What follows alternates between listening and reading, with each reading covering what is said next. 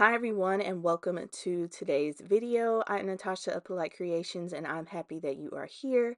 I am creating a romantic card using the Honeybee Stamps Bold Vintage Roses. It's like a background die. I will be using that to create a dreamy and romantic Valentine's Day card. I'm also using cards from Cardstock Warehouse, and I'm up on their blog sharing a step-by-step of how to do this as well. So if you would like written instructions, you can head over there and I'll have everything linked down below.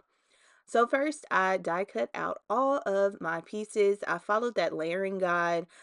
It saves you so much time, so be sure to save that piece when you get your dies and utilize it to put together these lovely layers and bold background die sets from Honeybee Stamps. So for my first layer, I am using mirror red cardstock, and for the second layer, I used Sirio Cherry, which is a little darker than the Lessebo Cherry, which is my lightest shade. I wanted there to be some contrast, and I also wanted that shine from the mirror cardstock, but I did not want there to be too much glare, especially when I photographed this card. So that's why my first layer is the mirror red. For the large bold background itself, I cut that out of the Kraft paper bag cardstock, and I also use that for the flower centers. So all of these papers are available from Cardstock Warehouse. I am on their design team, so I wanted to make sure that I utilized all of those different reds and showed you that there are so many available, and these cardstocks are of great weight, which I absolutely love. I used foam squares to adhere the first and second layers of my flowers together. So that mirror red and the Sirio cherry, I put a foam square in between. My third layer, which is the Lessebo cherry, has some very small pieces that are die cut to act as the back sides of those petals. So I just used some wet adhesive there to add those on. I didn't want to pop any of that up. And then I placed those into place. Once those were in place, I added on the final layer of that cherry. I probably should have added my centers in, but I did not. So I'm going to end up sliding those into place. But my third layer is that lighter Lessebo cherry. Again, please pay attention to your layering guide. It helps you so much with this and just recognizing all the shapes of each piece. Once most of my petals were in place, I added my center on, and I just used wet glue to add that into place. And then I slid that final top layer on to my flowers using some foam, a foam square. With the bloomed flowers complete, I move on to the buds, and they are just a layer of Kraft and a layer of mirror cardstock.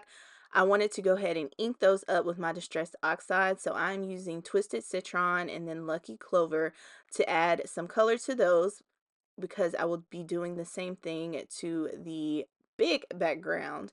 I am going in with, again, Twisted Citron and Lucky Clover to add some color to the leaves, mainly the leaves of the bold background, before I adhere everything together.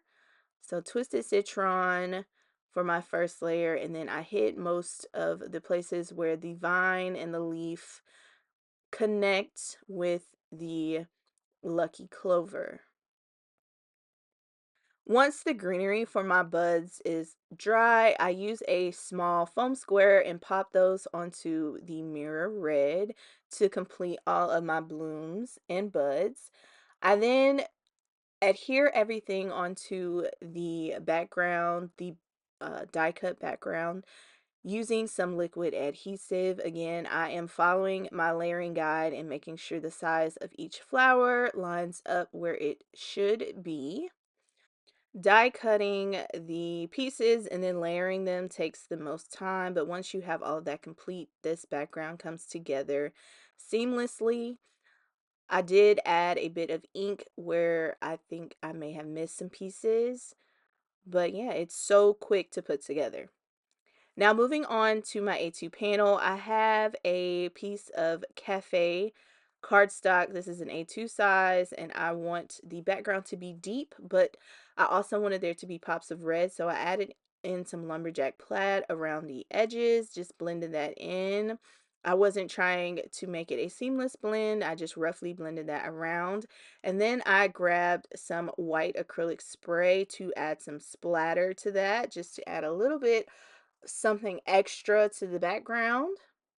I heat set those drops with my heat tool, and then I moved on to assembling the background using some liquid adhesive again, just carefully placing most of my glue on the back of those flowers and then dotting around the leaves and vines to put them in place. The last thing I really needed to do was make a sentiment, so I grabbed the Heartfelt Hello stamp and dies by Honeybee as well, and I stamped the Still Falling for You with some unicorn ink, and I heat set that with some white embossing powder so there could be this tone on tone sentiment that pops against this background with the white words. I thought my centers could use a little pizzazz because they were looking a little bare there. So I went in with some golden sunset Nouveau drops and added those in. These are glittered Nouveau drops and it adds a little bit more personality. I also went around the vines and added some small drops here and there instead of using gems or enamel dots. I just used my Nouveau drops, an oldie but a goodie. And then I popped on my sentiment using my foam squares. And this is my completed card. I think it is so beautiful and romantic and perfect for Valentine's Day. I hope you enjoyed this video tutorial. Thank you so much for joining me today. As always, everything will be linked down below in the description box. That is all that I have. Thank you so much for watching and have a great day.